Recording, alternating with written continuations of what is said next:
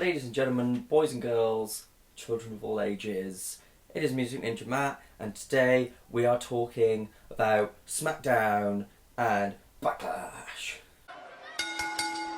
So guys, of course, I'll be talking about the points that stood out most to me and that I cared about during SmackDown's first pay-per-view on their own without Raw, called Backlash. I watched the pre-show because I was like, it's only an hour, I can probably put up with it. We had the Apollo Crews versus Baron Corbin match, and Apollo Crews was really cheesy, as he always is, and he needs to let loose, like Daniel said, but he didn't really do anything different. Baron Corbin won, because Baron Corbin's a badass, and I like Baron Corbin, I'm behind Baron. The panel was crap again, but I do love Lita, because wow, she still looks great. And then we have people like Jerry the King Lawler, who I'm pretty sure isn't on commentary anymore because he did a bad thing and now he's on the panel. And he said follow the vultures, which is wrong. It's follow the buzzards, and you just look stupid, King. One thing I did be like, good though, King, was you said the Usos had been boring and that they needed a change. And this becomes this weird kind of theme where, you know, like Miz did his whole promo with Daniel Bryan and stuff. For some reason on the SmackDown brand, we say what the fans think. We actually say the truth, which is really good. Do that. Don't be like over on Raw where they're like, Roman Reigns, you love him, right? And we're like, no. No, we don't. Heath and Rhino in the old social media lounge, hilarious. They were talking about tiki torches and pools and stuff. And it felt so natural because it felt like just an everyday chat. And they're just hilarious together. Alexa Bliss did a bit of a promo. Her body language, her facial expressions, they're perfect. But her actual mic work could, needs a bit of a helping hand, but she'll get there. With the Baron and Apollo match as well, Baron's new entrance is cool as fuck. Really like that entrance. Because he comes out and the lights are all changing and shit. And the match was fun. And Baron won, which is good. Because, until Apollo gets a personality, can't get behind him. They also there was an Olympic slam, and they were like, ho ho ho, I know a certain Olympic gold medalist who did that move, didn't he? Yes, he did. Kurt Angle reference, love it. One thing I think should be pushed in general is it's like, Baron and Apollo had a match here, Baron came out looking strong. They need to push more that what these guys are working towards are titles. Getting all these wins means nothing unless you're like, everyone's fighting to be the top guy, to win titles. With titles, there's more prestige, you get more pay. This is the kind of stuff they need to be pushing. And finally, for the pre-show, we had Jaeger, Eaton, some Nickelodeon kid, and man, was he annoying as shit. The song for this pay-per-view, which I'm pretty sure is called Stronger, by a band called Through Fire, and it's off their album Breathe. I've been listening to this song because it's the best pay-per-view song of the year so far. Video package was great as usual, but fuck KFC Presents. I don't give a fuck about your fucking chicken fighting Colonel Ziggler, whatever bollocks. Should have said SmackDown Presents Backlash. That's what you should have done. Just because it's blue doesn't excuse you from this. And overall, Backlash made sense when it was after WrestleMania. You had your biggest show of the year, and the backlash from that show. Having it here makes very little sense. Because yes, SummerSlam is a big show, but you've had 2 weeks to build this. It just doesn't make sense. When Shane and Daniel came out, I actually quite liked it because I find, unlike when you have like Steph and Triple H who are doing their authority thing, they come out for a purpose, and that purpose was just to say, welcome to SmackDown's first show. And it was cool, and they were like, and here's what's coming up. It was, rather than have graphics on a screen, but it kind of set a tone for this, not feeling so much like a pay-per-view, but just like a massive special SmackDown episode. We had the six-pack challenge first, and I really liked Naomi's entrance. It's sad because Naomi, I remember, she was going to be like the next big thing. She was set to be a Divas champion. She got injured, and now she's just there.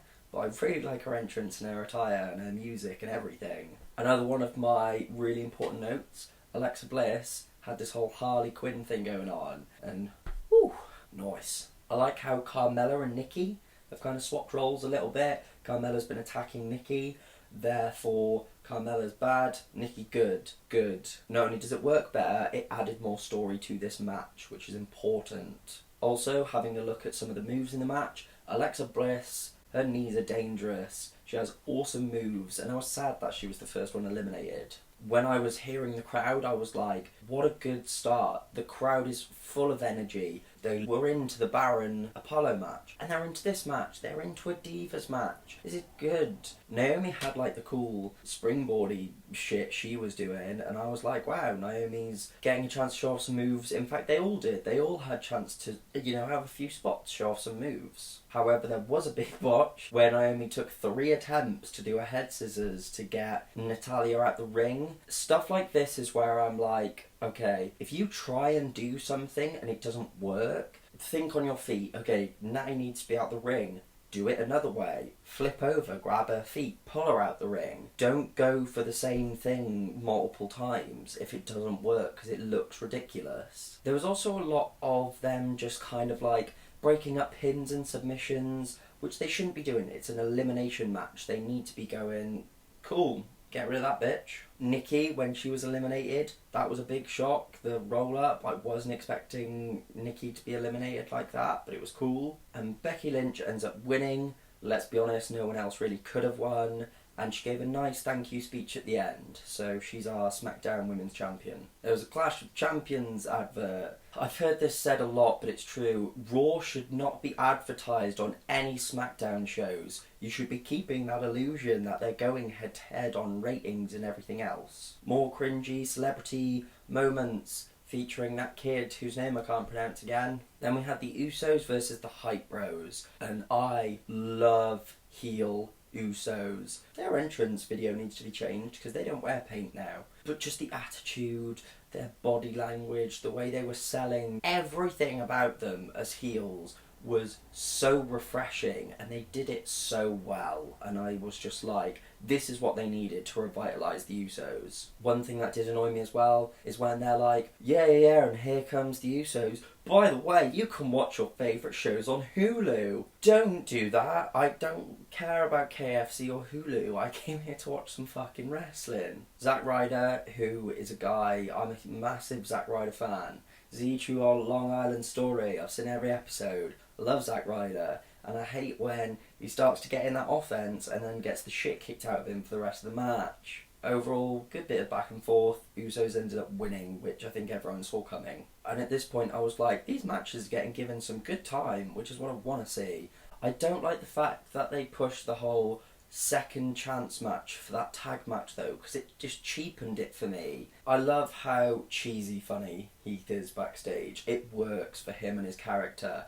And I also like that with Heath and Rhino, they didn't go for the Rhino does the I don't need you, blah blah blah. There's an actual funny bromance between the two, so I like that that's how the tag team chemistry works. We also saw the Connor's Cure logo everywhere, and I love the fact that the WWE have turned, Connor's Cure and how it has become something that they very much are sending a message out with. We then had Dolph and Miz, and going into this match I was like, I love Miz, I love his run, but to me Dolph needed this win to stay relevant, and Miz wouldn't have been hurt by the loss because he's been doing so well, and he would have gone into a feud with Dolph, and I think that's how it would have worked best. And as I was watching the match I was just like, so Miz is still the best damn heel in the company, but Dolph's just, people don't care anymore about Dolph, and I feel bad, but it's just true. I really like how the history between Bryan and Miz, how they're kind of having a bit of a feud, because obviously Miz was Bryan's pro on NXT. Miz was mocking Bryan during the match. That was cool. Maurice's boobs looked good again. Good effort on her. What we like to see in wrestling is consistency. Things being consistently good. And Maurice's boobs are one of those things. Miz went for a drop kick and they called it clothesline, which it is not. It is a drop kick. Okay. Dolph started to look pretty crap he was getting the crap beat out of him, and he looked genuinely like he was going to die in the middle of the ring. Obviously, he did come back a little bit towards the end. During that sleeper, Miz didn't get to the rope, and that was stupid. You're still on your feet, dickhead. This close, just stretch. It's not difficult. And yes, I love Miz, but he should not have the figure four. Out of all the superstars for Ric Flair to give the figure four to, why Miz? It was stupid. If anything, Dolph should have it. See, when I was watching this live, and I saw the finish with Dolph getting sprayed in the face, I was like, for fuck's sake, a great match ruined by a screwy finish. But then, the more I thought about it, the more I was like, but that's classic heel manager. I guess you could argue Dolph got screwed. It's not that Dolph lost straight up and is just bad. So, yeah. We kept cutting back to the panel why it's crap. I saw it on that pre-show. I don't need to see it here, thank you. Then we had Bray vs Randy, didn't we? Did we fuck? I don't like personalised nameplates, by the way. Bray and his little fireflies. No, have a normal nameplate like everybody else. Also, why has Bray got a stupid jacket and he's changed his hair and he doesn't look like Bray anymore? I'm sad. Randy was injured anyway. He had a concussion, I think. He wasn't medically cleared to compete when they thought he would be. So then they had, Bray earlier in the night attacks his leg and, he's not going to make it. So they were like, you'll be facing this man instead. And I was like, fuck, they could bring back, who's it going to be? I'm so excited. And Kane came out and the pay-per-view died. The crowd were just like, why? And it's not even like you brought Corporate Kane, my boy. You brought just Kane with his stupid new mask. And no wonder it was no holds barred, because weapons were the only thing that was going to remotely save this match. Only thing that I was like, this is cool, is Bray mocks Randy and does the fucking senton through the table, Kane through the table, holy shit chants as well. And they weren't holy fucking beat thing, it was holy shit, and we heard it, and I was like, good. Kane hit a chokeslam, and the ref went for a count, but it was like 1, 2, he kicked out. There was no drama in it at all. It should have been a slow count, so we're like, will Bray kick out? Also, Kane's throat cutting thing was all, he kind of fucked it, and it looked stupid. Randy came out, that was obvious, but his new attire's sick, hits an RKO, Kane won. Kane won. That's sad. There was also 2 random jobbers for AJ to speak to backstage in full gear, and I have no idea why. Also, the next SmackDown pay-per-view has been announced, and it's No Mercy. Glad to see some of these older pay-per-views coming back. Then we had Usos versus Heath and Rhino. Let's be honest, these tag team belts are ugly, like most of the new belts. Rhino as well. I love the guy, but he's looking like me. He's looking pretty chunky these days. We got an ECW chant. That was cool. Heath and Rhino winning was just a good, feel-good moment. I see that if Usos had won, they would have got massive heel heat. You could have continued this story with Heath. There was a lot more places it could have gone, but I'm glad they did win. And Heath's comment afterwards, where he was like, this is the happiest day of my life. Well, apart from some of my kids being born. No, really. I just thought he's so funny, and I love his whole gimmick with his wife and his kids and his trailer, and it's brilliant. Then it was main event time. It was AJ Styles versus Dean Ambrose for the WWE World Championship. Dean came in with his usual attitude, which was awesome, and the fact that AJ continues to wear John Cena's band, I just absolutely adore it. It was also at this point I finally noticed WWE has given up on entrance videos. They just have the graphics up, which I'm like, fair enough, why not? They also had, I think it's interesting because with the belts, rather than having nameplates, you have the side plates where people have their logos. I actually quite like that. It's just something new and different. However, with this match, for me the momentum had gone from the pay-per-view by this point. And me personally, me and Joel, we were watching this, and we're both there like, to be fair, we're fucking knackered, because rather than, usually when we're watching pay-per-views, we're still on the edge of our seats, we're hyped up, because we've got adrenaline from watching this show, but this show just didn't deliver that. It took a while for this match to kind of pick up the pace for me to be like, what, actually, this is okay. It is those big spots, and it is those false finishes where the big fight feel comes into play more and more. And so finally, AJ Styles wins. I wasn't sure if he would or not, just because Dean hasn't had the title long, but they're just pushing AJ all the way to the moon, just non-stop, which is awesome.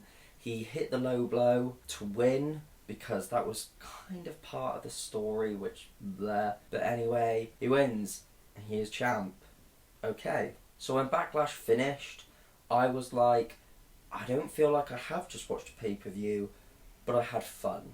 Apart from the Kane match, I had fun the whole way through, and I'm interested now. I'm like, well, what's Raw going to do? How will it feel? How will it differ? So I'm interested to see. I enjoyed the show. Guys, thank you for watching. Go down to that description, have a look at the links and competition info and all that other good kind of stuff. Also give this video a thumbs up, drop me a comment, and also hit that subscribe button, and I will be seeing you in my next video.